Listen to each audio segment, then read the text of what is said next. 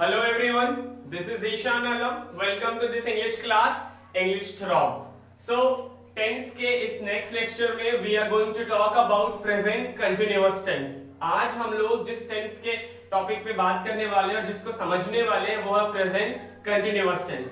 तो अगर मैं पहले continuous की बात करूं, जैसा कि आप ये वर्ड देख सकते हैं यहाँ continuous बना है वर्ब कंटिन्यू से, और कंटिन्यू का मतलब ही होता है कि something which is going on, something which is taking place, something which is happening. तो वो एक्शन जो हो रहा है, जो अभी चल रहा हो, और वो एक्शन जो विच इज हैपनिंग हमारे आसपास हो रहा, उस तरह के एक्शंस की हम बात करने वाले हैं, उस तरह के सेंटेंस को हम देखने वाले हैं। और if we are talking about present continuous का मतलब ही होता है कि something which is going on, और अगर हम प्रेजेंट कंटिन्यूअस की बात करें मतलब वो अभी हो रहा है, right now it is happening, right now it is taking place, right now the action is going on. उस तरह के सेंटेंस को जो अभी हो रहा है, खत्म नहीं हुआ है बल्कि ये हो रहा है, उस तरह के सेंटेंस को हम लोग प्रेजेंट कंटिन्यूअस में डिस्कस करते हैं। वो एक्शन, वो काम, वो कार्य जो चल रहा है, जो जारी है अभी मौजूदा टाइम में, राइट नाउ अभी इसी वक्त चल रहा हो, जारी हो, उस तरह के एक्शन को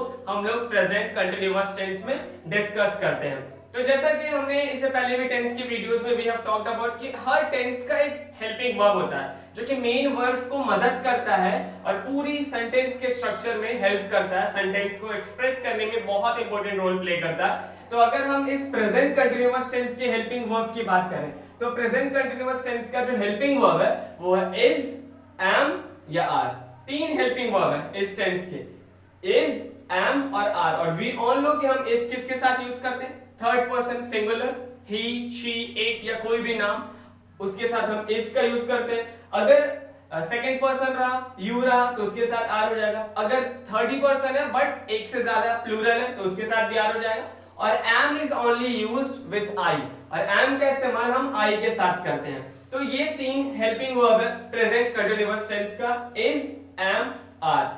अब हम स्ट्रक्चर की तरफ बढ़ते हैं। अगर इस टेंस के स्ट्रक्चर की तरफ देखें तो सब्जेक्ट के बाद हर टेंस में, दुनिया के जितने भी टेंस हैं और जितने तरह के टेंस हैं, सारे टेंस में सब्जेक्ट के बाद हेल्पिंग वर्ब ही आता है and then main verb takes place. उसके बाद मेन वर्ब जगह लेता है। इससे पहले we have talked about past, present, future, उन तीनों में भी हमने देखा था।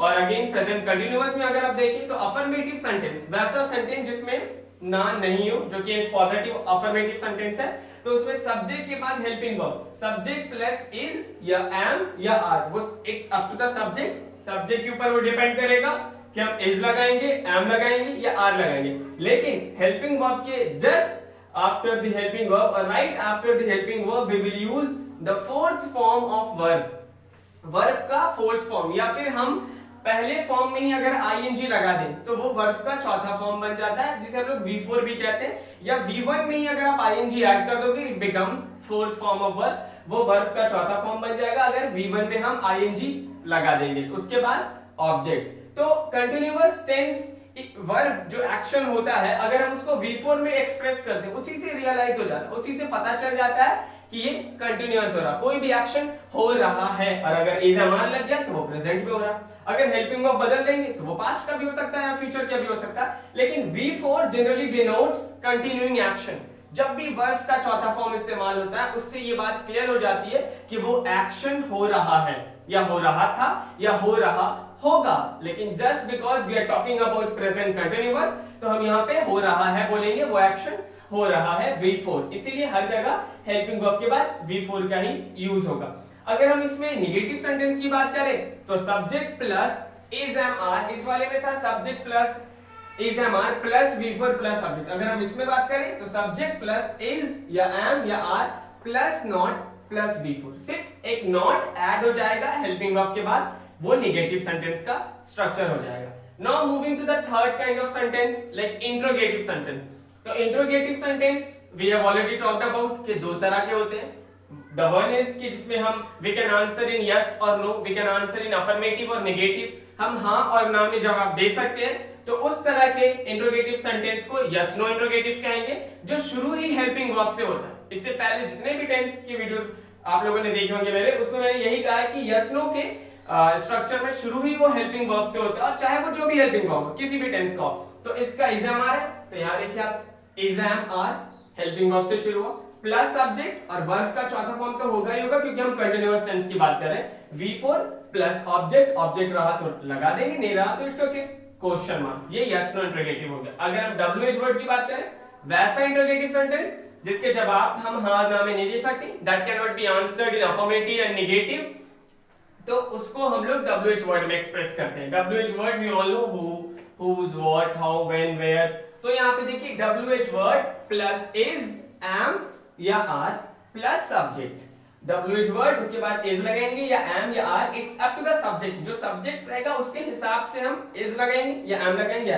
ये सारे केस में अप्लाई होता है, सब्जेक्ट के हिसाब से ही हम इज लगाएंगे, एम लगाएंगे या आर, यानी subject will decide the helping verb. Subject decide करेगा कि हम कौन सा हेल्पिंग वर्ब चूज करेंगे, इज, एम या आर। तो WH word plus is, am या are plus subject plus V4 plus object और उसके बाद क्वेश्चन मार्क। ये WH वर्ड इंट्रोगेटिव सेंटेंस था। तो प्रेजेंट कंटिन्यूअस में हम उस तरह के एक्शन को बताते हैं, उस तरह के सेंटेंस को बताते हैं जब एक्शन हो रहा है। Right now the action is happening, right now the action is taking place. मौजूदा हालात में, मौजूदा टाइम पे वो कार्य, वो काम हो रहा हो, वो काम जारी हो, उसे हम प्रेजेंट कंटिन्यूअस में डिस्कस करते हैं। कुछ वर्ब ऐसे हैं जो नॉन कंटिन्यूअस फॉर्म में होते हैं, जिसको हम लोग कंटिन्यूअस टेंस में एक्सप्रेस नहीं करते हैं।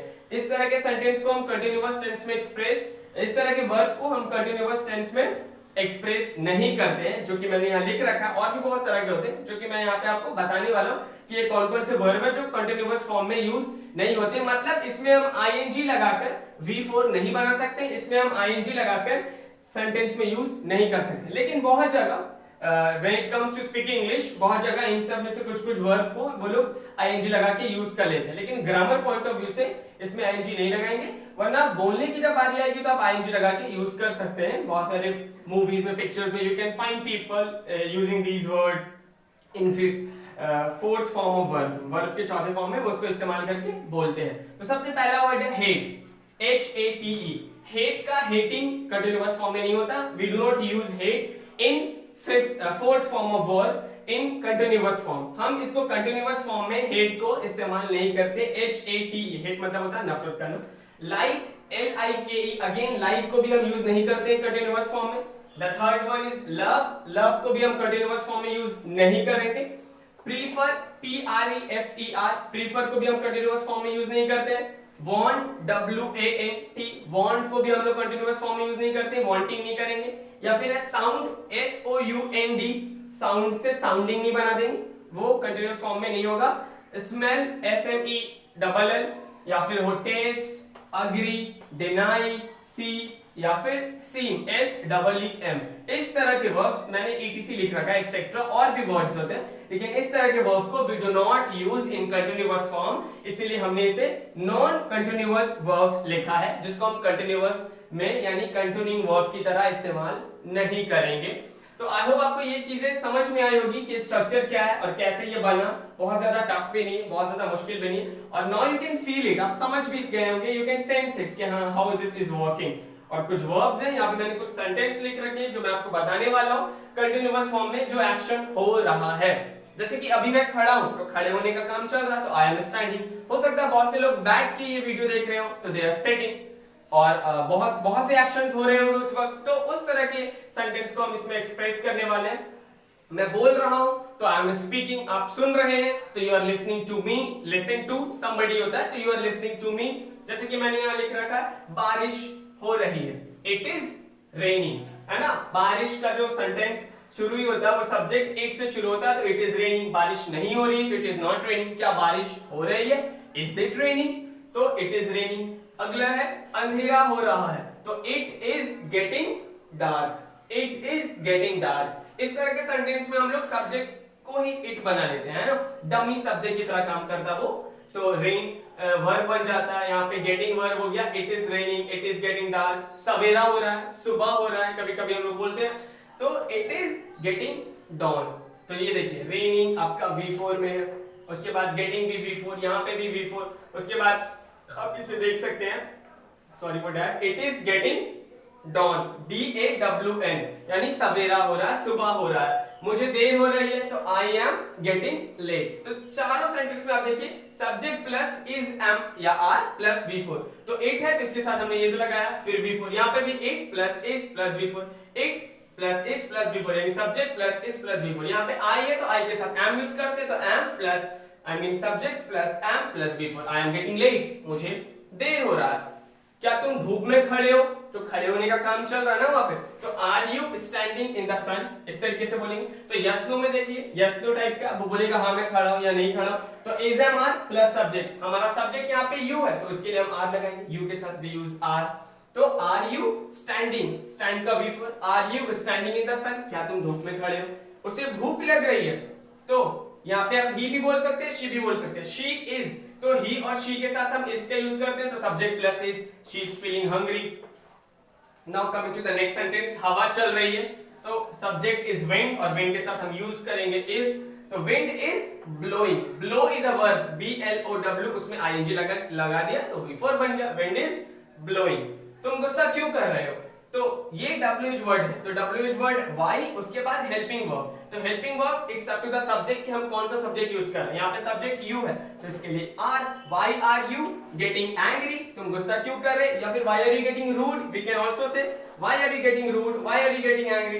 अगला सेंटेंस है वो गाना सुन रहा है, तो ही हमने एक लड़के के लिए यूज किया तो ही, यहाँ पे ही के साथ हम यूज करेंगे इज यानी subject plus is. Again listen का listening, he is listening to song, listen to somebody, listen to something, he is listening to song, he is listening to me या कुछ भी, तो he is listening to song। The last line is are you lighting the candle, क्या तुम मोमबत्ती जला रहे हो?